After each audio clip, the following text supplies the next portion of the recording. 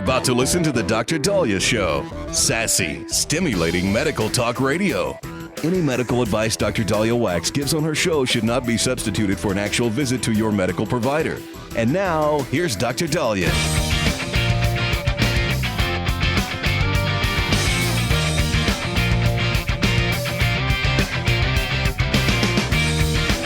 All right.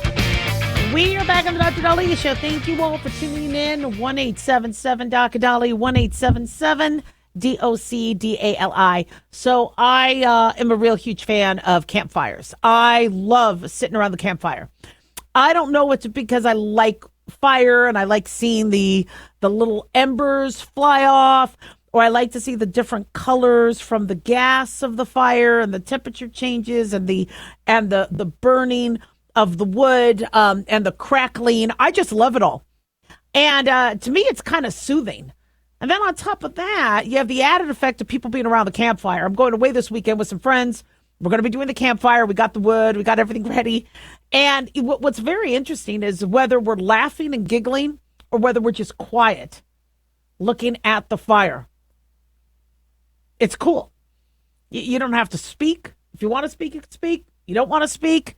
There's something about a campfire that's very, very cool. And I never really thought about it, but it's therapeutic. And in fact, it's interesting because Fox News has a piece on this where even doctors and specialists are saying, yeah, it could be like a therapy session. You know, our fascination with fire, it's not that shocking. You know, as humans, we need fire, right? To keep warm. We need fire to cook our food. And so even though fire can hurt you, there's this relationship we have and this respect we have for fire. We need fire to do what it needs to do, but we got to give it its space. You don't touch it. You don't, if you douse it out, it's going to blow a lot of smoke in you, but you have to obviously douse out your campfires. But we have okay, maybe that wasn't the best analogy, but we have a relationship with fire that's really, really cool. And one of my favorite times of year is Christmas time, in the wintertime. Put on the fireplace. You have the fire in the background. There's something about fire that I think brings people closer, whether it's huddling around the fire for warmth. You know, it's interesting. I was dating somebody years ago whose mom lived in Truckee, Nevada, or Truckee, California, and it was snowing. There was high snow levels.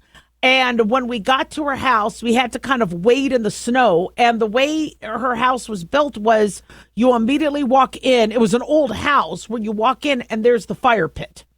So you warm up and then you go into the living room. And I thought that was the coolest thing, where you're freezing, but you can't wait to come inside because you warm up. And then you shake off your shoes and mud and snow and whatever. And it's you're huddling and you're cuddling up by the fire. It's just so cool. I think it's also really romantic. You know, I find, you know, it much more romantic in the wintertime with a fire than summer on a beach. I just love the idea of cold and needing a fire. I just think it's cool. But you know, are you really getting good therapy? Well, what do you talk about around the fire? Anytime me and our friends would be by the fire, you know, you can talk about anything. You could joke about anything. And there's something about, I think, the circle. If you ever do group therapy, we would have to perform sessions with patients. And in group therapy, you're in a circle. The idea of a circle gets people to look at each other, talk to each other. Nobody's left out. You don't necessarily have to turn all the way.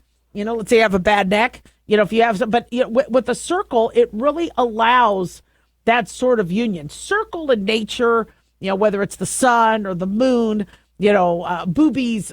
You see a lot of circles in nature, but it's because nature finds that there are certain things, whether it's a droplet of water, these are things that circles allow cycles. It allows, you know, many aspects of nature to be at its most efficient.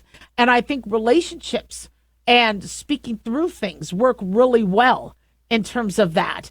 So, you know, if let's say your family is, you know, let's say struggling with some relationships, all right, go camping. Now, I'm going to be in an area that's kind of hot, but we'll still do the campfire. I don't care. I mean, yeah, cold for us is like 80 degrees at night. So we'll still do the campfire because we want to cook our food and we want to do s'mores. And oh God, I got to buy s'mores stuff. I forgot about s'mores. Oh well. And because you like to, although I ruined my marshmallow, but if you do have a family where it's like, we really aren't being cohesive, try to do a campfire and see what happens. And you don't necessarily have to go away camping. You can do campfires check with your homeowners association because mine's always on my butt. But you could do little fire pits in your house, which is really cool. We have a fire pit in our backyard. Sit around the fire pit. And it's funny because anytime I have a party, that's where everybody wants to go. They love to go to the fire pit. Now, why? Well, I know why it is. Some people don't want to talk, but they want to be social. You are looking at the fire. See, as opposed to you being around, standing by the bar, you have to look at each other. But when there's a fire pit, people can sit, look at the fire, not have to make eye contact, but still feel social. It's actually, in psychology, and I know I'm a family doc, but we do a lot of psychology in our training. A fire pit or a campfire could be very, very conducive. I'm looking at what some of these other doctors say. Jessica Kale, assistant professor of psychology at Pepperdine, says they compare fires to social hub where people can come together for warmth, light, food, and protection. See, I'm not the only one. But understand that fires can be deadly. We are in a very deadly wildfire season. And the last thing you want to do is do something that unites the family and now unites all of you guys in jail. So make sure you put the fire out. Do not start a campfire unless you know what the hell you're doing. Make sure you have fire extinguishers always with you. Now, we have an RV, so we have a fire extinguisher there. Make sure you have plenty of water. Don't go to bed with the fire on. You need to extinguish out the fire. Make sure your pets are away from the embers.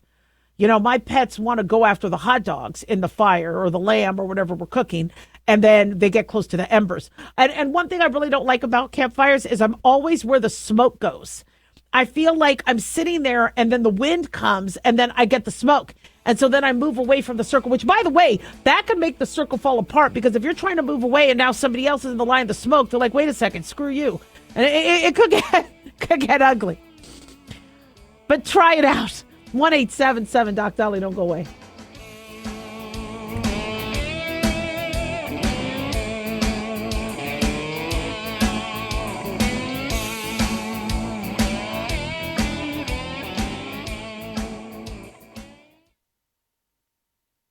Dr. Daliah here. Are you tired, burned out, gaining weight, succumbing to the daily pressures of life? Well, how's your dopamine doing? How you feel right now, how you'll feel an hour from now, and how you'll feel next week is completely reliant on your dopamine. Our daily motivation and willingness to push through challenges depends on the intricate chemical process dopamine provides. Christian Kalikas and I created Deploying Dopamine, a book that tells you what dopamine is, when it dysfunctions, and how to successfully deploy it when needed. Find Deploying Dopamine on Amazon today. Check it out.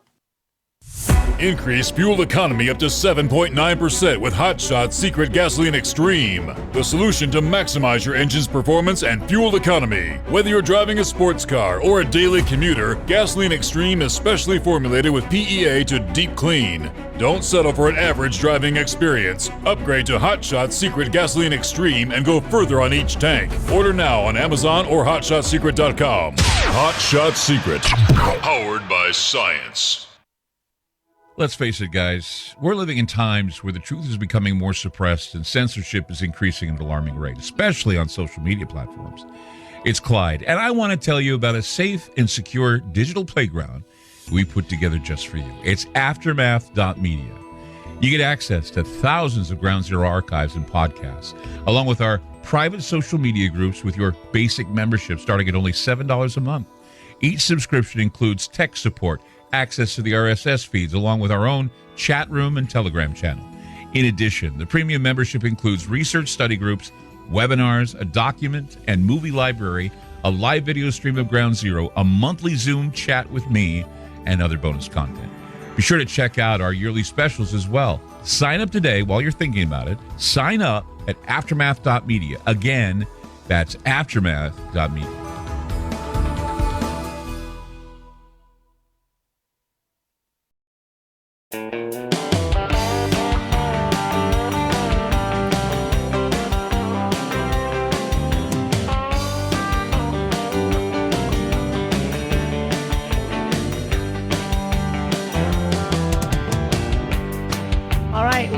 are back on the Dr. Daliah Show. Thank you all for tuning in. 1-877 Dr. Daliah, 1-877 DOCDALI. Big thanks to Talk Media Network for making the show happen. Big thanks to Daniel, our producer, and big thanks to y'all for tuning in. We really do appreciate it. Don't forget to follow us on Twitter or X at Dr. Daliah, Facebook, The Dr. Daliah Show, and on YouTube. Click like and subscribe. So when I was growing up, one of the iconic movies of my childhood was Superman. And the Christopher Reeve Superman was just iconic. And I remember my mom saying, well, he wasn't the first Superman. There was the other George Reeve, was it? The first Superman in the 50s. And I'm like, I don't care. I like Christopher Reeve. To me is the only Superman I know. And the character coming from DC Comics was iconic. And when there would be other, like Batman came out, and I'm like, yeah, but Batman needs suits. I mean, the movies.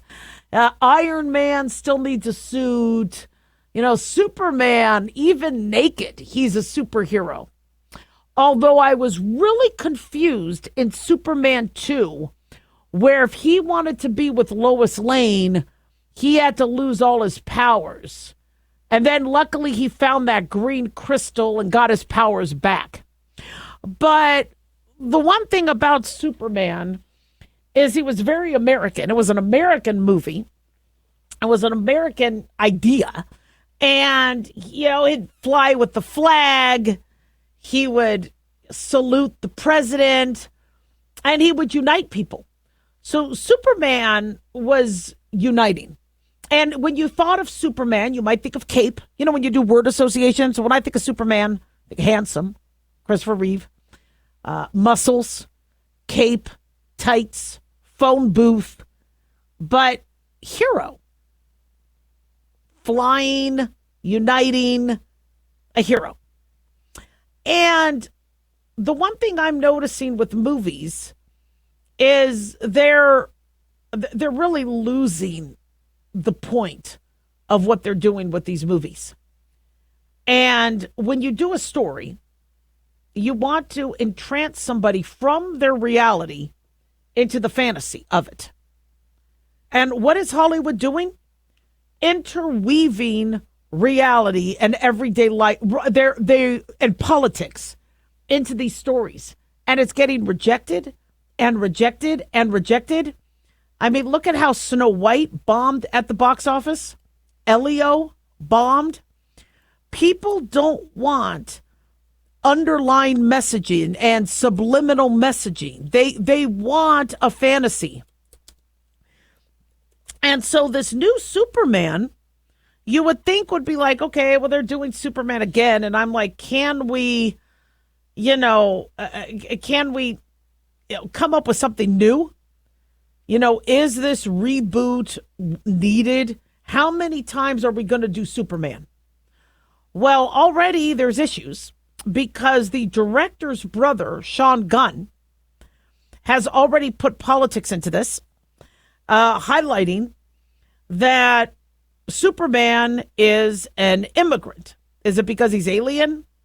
And mind you, in America, we are pro-immigration. We're pro-legal immigration. But I guess he has turned this into where if we are opposing immigrants, we're not American. Now, is he talking about opposing illegal criminals? Is he? Are we opposing Tren de Aragua cartel members? Now, not all immigrants are. You know, we have some people seeking asylum, but we have pathways for us. We have pathways for legal immigrants. And so already now this movie is being, I guess, interweaved, whether it's through media, whether it was the script. I haven't watched it. I'm probably not going to watch it, where there's political messaging. And you know, it's frustrating because there's a lot of money that goes into these movies where people are looking forward to, you know, I would love, you know, I had my kids see Superman, but then I had them see the more recent Superman. And I thought, is it Henry Cavill? He did a great job as Superman. Nobody could do the Christopher Reeve job. But, you know, now that we have all these other movies out, Superman doesn't look like that big a deal. I mean, back then you could fly, you were bulletproof. Wow.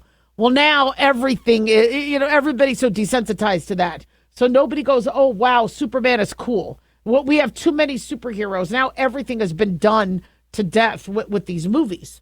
But I'm tired of not having something where you are transplanted from reality. I watched Squid Game, and don't ask. I've almost watched third season 3 times. Not that I've wanted to. It's just when another family member says, well, I haven't seen it yet. Do you want to see it? I'll go, yeah, I'll see it. I can't believe I've been seeing it 3 times. But Squid Game I thought was fantastic. And yeah, there might have been some politics in there, but it was not disparaging to people. It was not making you feel like you're an outcast. The story was about a bunch of people who are at their end in terms of money or creditors and may die, get taken over by this group that makes them play games where their lives depend on their actions. And I won't do spoilers because if you haven't seen it, and I got to tell you, it is well done. The actors are incredible. It's all in South Korean, so you have to read the subtitles. I would not do the English version. They do ruin it with the Americans in there that are not really actual. I don't think they're representative of Americans. I think it's South Korea's depiction of a rich American, which is really annoying.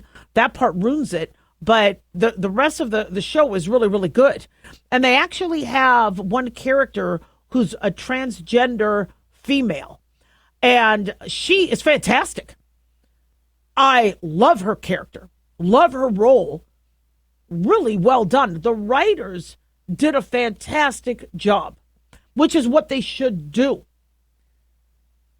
Not, okay, you have to like this, you have to like this person, because if not, you're a bad person. No, I mean, the character was fantastic. I don't care if they're male, female, trans, the character was fantastic. Great character. I don't understand why these other writers and these Hollywood directors can't, get schooled or take a lesson from some of these other shows.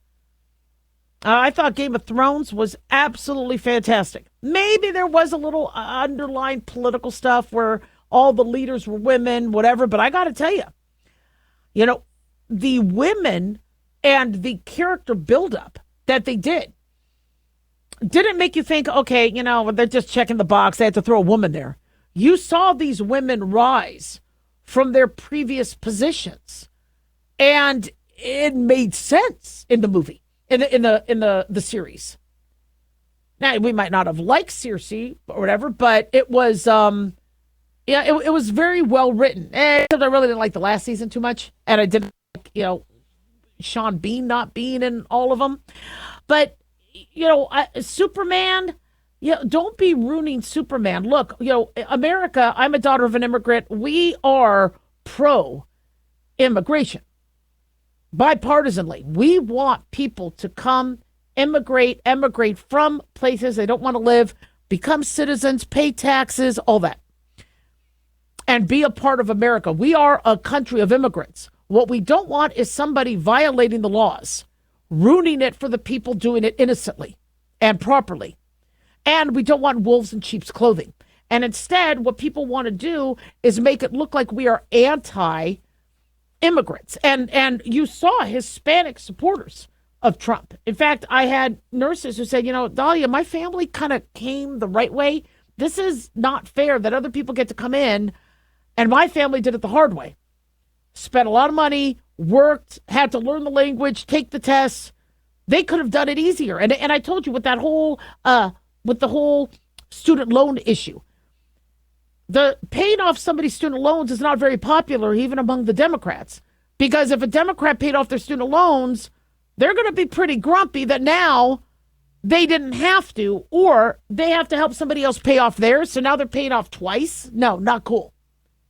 So I would really read the room and come up with stories and shows that have good material. One thing I'm starting to watch is this Clarkson's Farm.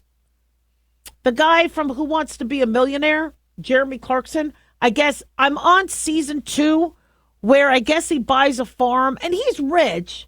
So I'm thinking, well, he's rich, so he's going to buy a bunch of stuff, and I don't know if I'm going to like it. I love it because you're seeing the trials and tribulations of farming, and you get to walk through, and you really get to appreciate what these farms go through. And Jeremy's good. He's really good with the animals, with the environment, etc. And he also makes fun of some of the politics. And I like it. So I've been watching that. 1-877 Doc Dolly, don't go away.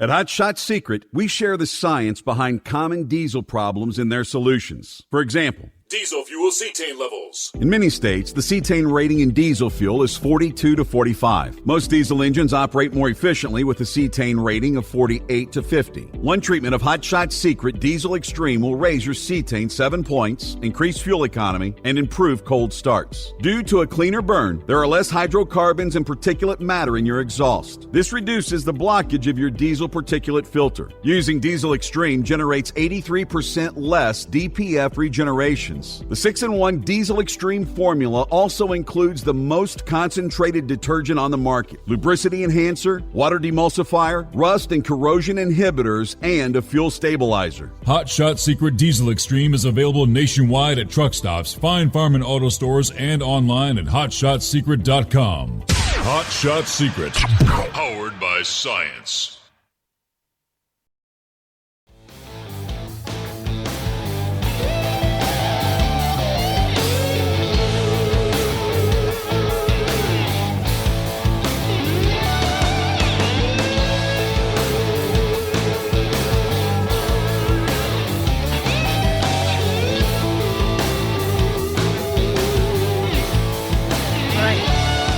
We are back on the Dr. Daliah Show. Thank you all for tuning in. 1-877 Dr. Dolly, 1-877 DOCDALI. So it's great that we don't have to wear our shoes anymore through TSA. Somebody had asked, is it really worth doing the TSA pre-check? I like TSA pre-check. The lines are still shorter. I don't mind about taking my shoes. I've had to sometimes take off my shoes, even with TSA pre-check, especially if I'm wearing boots. But if you do get the TSA pre-check, I think that's still cool. But now everybody and their mother has it, so I think the lines are still going to be long. But at least TSA pre-check might go quicker now that people don't have to get on their shoes and get off their shoes. But you're being asked a lot about lithium batteries these days. Do you notice that? Do you have any lithium batteries? Now when you check in, do you have any lithium batteries? I don't know what the hell batteries I have. Dry cell, gel, I don't know, Duracell. I don't know what batteries I have. I'm assuming my phone is a lithium battery. Well, we have heard time and time again that these lithium batteries and their thermal runaway effects that can cause rapid fires are pretty dangerous, whether it's through an e-cig, whether it's through a phone. They're unstable, some of these batteries. We see that with electric vehicles. Look at how during the Pacific Palisades fire, officials had to mark which cars were electric, because even after a fire and after being doused with water and everything else that happened, they could still ignite, explode, and cause harm. So lithium batteries are an issue. In fact, we're told that smoke from a battery fire caused a Florida-bound Delta Airlines flight to have to land in Fort Myers. And Delta Airlines Flight 1334 was on its way to Fort Lauderdale Hollywood International Airport, landed in Southwest Florida. Why? Because there was smoke in the cabin. And the smoke was from a burning personal battery that flight attendants had to extinguish during the flight. So thank God the flight attendants were able to extinguish a portable burning battery. It belonged to one of the customers, and the flight had to be diverted. And I'm sure the passengers were ticked, but let the crew do their job. There's no way you could just say, fine, I'm going to douse the battery or I'm going to extinguish it. It could still reignite. So, yes, they did have to land the flight. They said, we appreciate the quick work and actions of our people to follow their training, and we apologize to our customers for the delay in their travels.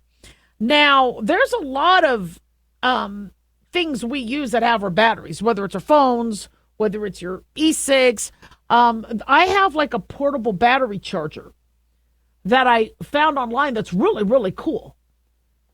And you charge it. So my guess, because I have to charge it, maybe it's lithium. I just don't know because I don't pay that much attention. And it's fantastic because it has a whole bunch of different ports. So depending on your phone or what we're charging, we can plug it in. And so these are the types of things, though, that could possibly just spontaneously ignite, which they shouldn't, but they can.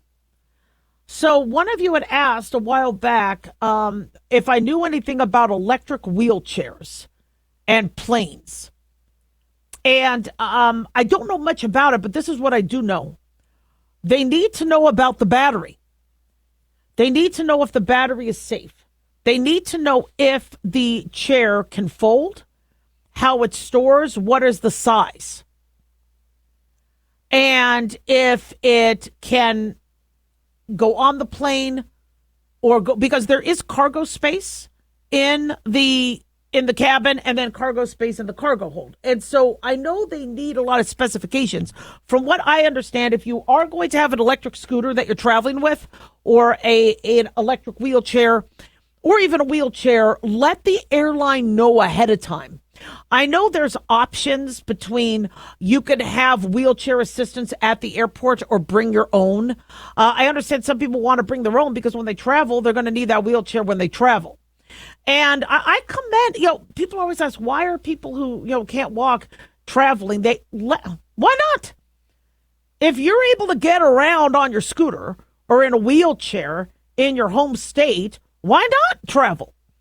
And luckily, these airlines are really, really cool about that. But they are very concerned about the type of battery. And they want to make sure it is not something that's going to ignite or cause a problem. So you need to make the airline aware.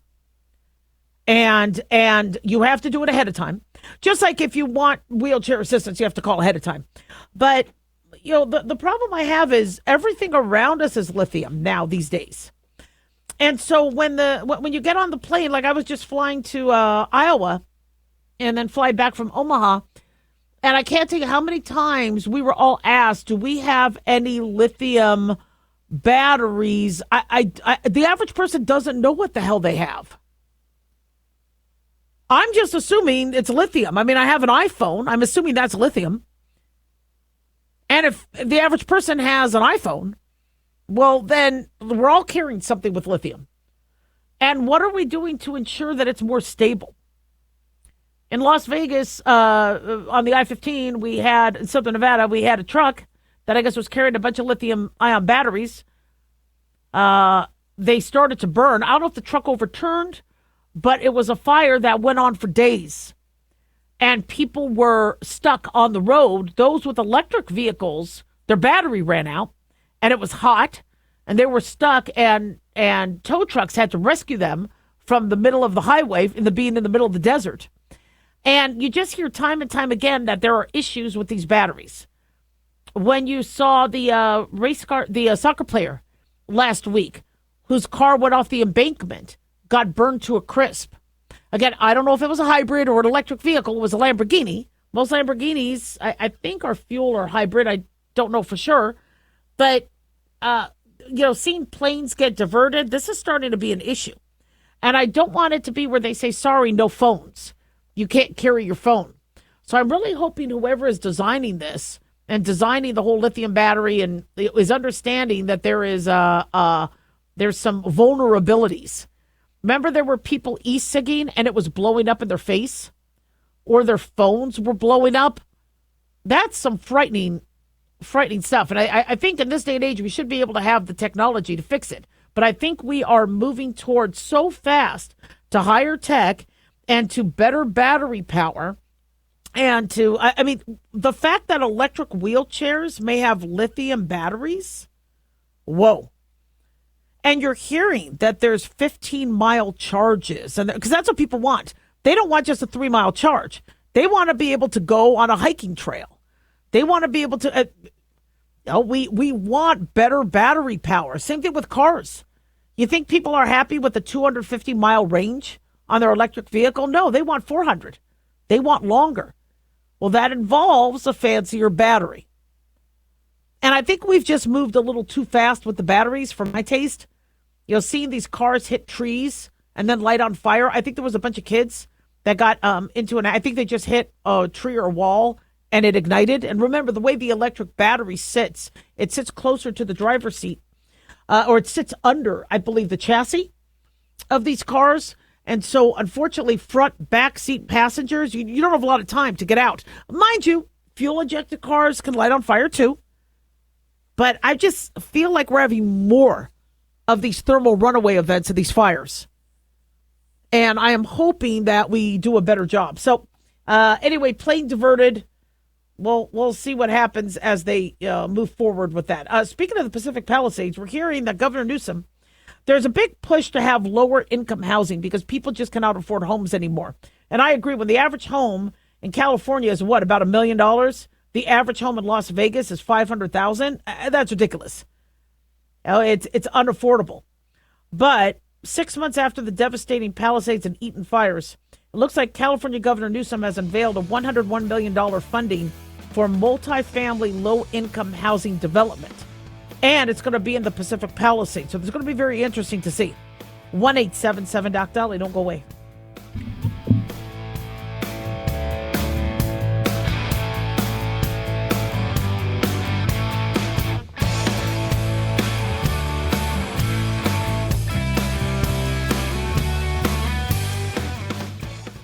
Hi guys, Dr. Daliah here. Addictions can sneak up on us and come in many forms, whether it's drugs, alcohol, sex, video games, porn, or something less obvious such as food, internet, or shopping. Addiction can seem innocent at first and then evolve into an insurmountable evil. In our book, Addiction Basics, Caitlin Kalikas and I dive into the common addictions and provide tips for identifying and preventing these before they sneak in and take over our lives.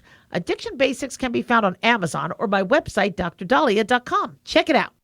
Have you ever thought you'd like to buy and sell houses but didn't know how or where to get the money? My name is Ron LeGrand, and over the past 40 years, I've bought over 3,000 houses without using my money or credit and taught thousands to do the same. Today, even in a virtual environment, we buy nice houses in nice neighborhoods using no banks, realtors, contractors, or other costly entanglements, and build huge cash flow and wealth without the hassle of tenants, all without credit and little or no money. You don't need a license or experience, and I'll show you exactly how it's done. Text FREE to 99799, and I'll send you my free training. I promise you I'll change the way you think about real estate and open the door to a new lifestyle that doesn't involve risk or rehabs and can quickly replace your current income. Text FREE to 99799 and let me show you how to take your life back and build cash flow and wealth from your home. That's FREE to 99799. Again, FREE to 99799. As an organ donor, your story doesn't have to end. The good in you can live on. In fact, you could save up to 8 lives and restore sight and health for many more. Sign up right now online as an organ, eye, and tissue donor. You'll be happy you did. And just maybe, someone else will be happy too. Go to organdonor.gov. It saves lives. U.S. Department of Health and Human Services, Health Resources and Services Administration.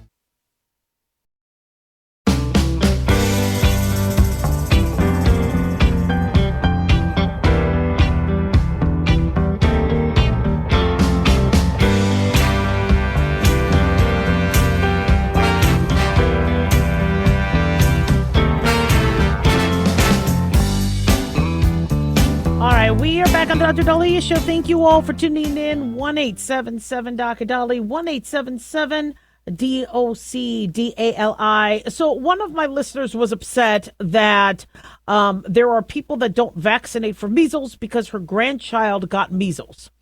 And I wasn't able to get the information I wanted. I wanted to know, was the grandchild vaccinated for measles? Because we really need to know that statistic. Are vaccinated people getting sick? Because that means the vaccine needs to be updated or the vaccine isn't doing that good a job. Or are people concerned that if their child falls under the vulnerable category where they can't get vaccinated and they need herd immunity? Yeah, I see why people are grumpy if everybody else isn't getting vaccinated. But we have to realize America is not a closed system. especially over the last few years with the border. And where tuberculosis, cholera, hepatitis, Alejandro Mayorkas even said that 1 in 4 migrants had a health issue. So we do need to understand that we can't have a closed bubble, sterile system, even among Americans, especially when we have a porous border. But measles has hit, the highest, I guess, level in 33 years. Our vaccine came out in the 60s. And it's a viral illness that causes little spots on the inside of the mouth called Koplik spots, a rash, a pretty definitive rash, were very, very small red lesions that blanch. And we have seen measles cases skyrocket. In fact, in the first 5 months of 2025, measles cases have reached 1,288, which is kind of a lot. It's, considering we have, 68 million kids, it's a small number, but still, for a disease that we thought was nearly eradicated. So this is the most number of infections since 1992. I don't know why 1992 was a big year, unless, again, that was a year where people were worried about vaccines and there was reluctancy. And so, if you're worried that your family members are going to be at risk of getting something, you definitely want to talk to your medical provider about them getting protected and vaccinated. But as I said, as a physician, I need to know how many of these measles cases are in vaccinated individuals. We're being told that the majority are in unvaccinated. Does majority mean 51%? Does the majority mean 99%? That's kind of important. We're being told by HHS spokesperson Andrew Nixon that measles risk is higher in U.S. communities with low vaccination rates, in areas with active measles outbreaks, or with close social and geographic linkages to areas with active measles outbreaks.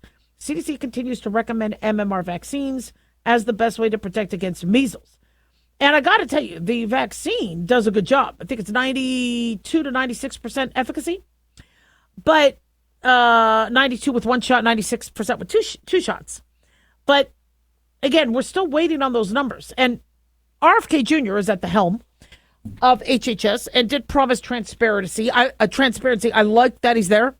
I think the transparency promise is probably a lot harder to do because they have to put a lot of data and they have to decide, how to link, sites and make sure the sites that they are linking the data to aren't also, filtered. And so I see how it is. I mean, I know he's trying to establish data on autism, et cetera, but it's going to take some time. But people need to know, if they're worried about their grandkids or kids getting measles or getting chicken pox, et cetera, I would talk to your medical provider. The medical provider will get data from the CDC, can get data from the World Health Organization. But, I have the feeling that because we had this with previous measles outbreaks, such as in Disneyland a few years back, where vaccinated individuals got it as well. And we need to know if we need a booster or not. And I don't want to think that everybody's being quiet because they think we're going to panic and there won't be enough vaccines. But we really screwed up on our vaccine policy during the COVID vaccine mandate. That was a cluster. And we should have never let power override judgment and common sense. And people felt forced to get a vaccine. And I know critics will say, no, nobody forced you. Nobody held you down. When you tell a nurse that you're going to be fired because Biden said our hospital is going to lose funding, that nurse can't get a job anywhere else. Especially when all these hospitals, you look at like a Planned Parenthood needing funding from the government. Everywhere you go, they get funding from the government. And so when the government says, sorry, that's control. And you had nurses, I think it was, I forget which hospital. I don't know if it was Henderson Hospital, but there was a hospital or St. Rose where a bunch of nurses took off their shoes, put a little note in their shoes of how many years they were a nurse or how many years they worked there, and left their nurse shoes at the front door. They were the ones who got fired for not getting a COVID vaccine when they were there throughout the COVID pandemic, the early start of it, putting their lives on the line, coming to work, being essential workers, not hiding at home. and then they turn around and get fired. So now you have a bunch of parents and adults looking at the whole vaccine situation going, whoa, wait, what's going on here? In fact, I think Europe is making some warnings on the RSV vaccine. I believe there was an uptick in Guillain-Barré. Guillain-Barré is where your immune system attacks your spinal cord. And I had a friend who had gotten a flu shot, a doctor who had then gotten Guillain-Barré after his flu shot. And sadly, he was paralyzed. Luckily, it was able to be reversed, but he still has a foot drop. And so when people hear of these issues and you don't have a government that says, look, there may be side effects, make a decision. The side effects are rare. Now, we will give you the information that we have. We will give you the studies, but you and your doctor should make this decision. They didn't get that with the COVID vaccine. And so now we have a bunch of parents looking at, why am I getting the MMR? Now, I think the MMR vaccine is a great vaccine. I think the MMR works really well. But if a parent is concerned about side effects, which is not a bad thing, let them ask questions. But instead, people feel like they can't ask. When you hear pediatricians say, look, I'm not going to let you you aren't going to be able to bring your kid to our doctor's office. Of course, parents feel silenced. The Medicines and Healthcare Products Regulatory Agency in Europe said they received 21 suspected Guillain-Barré in older adults who got the Abrivvo vaccine for RSV. So I don't think it's the pediatric vaccine. It's the adult vaccine. They say older adults, according to the pharmaceuticaljournal.com, older adults who received the respiratory syncytial virus vaccines Abrivvo from Pfizer or Arexvy GlaxoSmithKline should be advised of rare or very rare cases of Guillain-Barré. So this was a drug safety alert that came out because Guillain-Barré is where your immune system decides to attack your nervous system. The peripheral nervous system. I apologize. Peripheral nervous system. And so, unfortunately, people see these things and then they get nervous. Do I recommend the RSV vaccine? Absolutely. But do I tell people it's risk-free? No. Do I sing songs from Hamilton, sing Get Your Shot like they did with COVID? No. I say, look, RSV can kill, right? We have seen people get pneumonia. It's from COVID, RSV, viral pathogens, and then secondary bacterial infections. We do not want your lungs compromised. Talk to your medical provider about the safest thing to do as it pertains to your lungs and as it pertains to RSV. So, when you see the measles outbreak and, if people are reluctant, that's part to blame because the government. 1-877-DOC-DALIAH.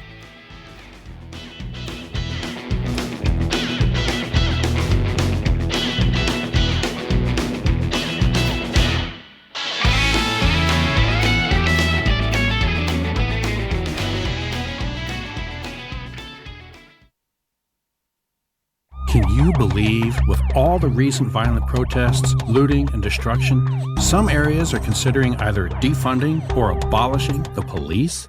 At a time when America's neighborhoods need the protection of police the most, some elected officials would rather create more chaos by playing politics.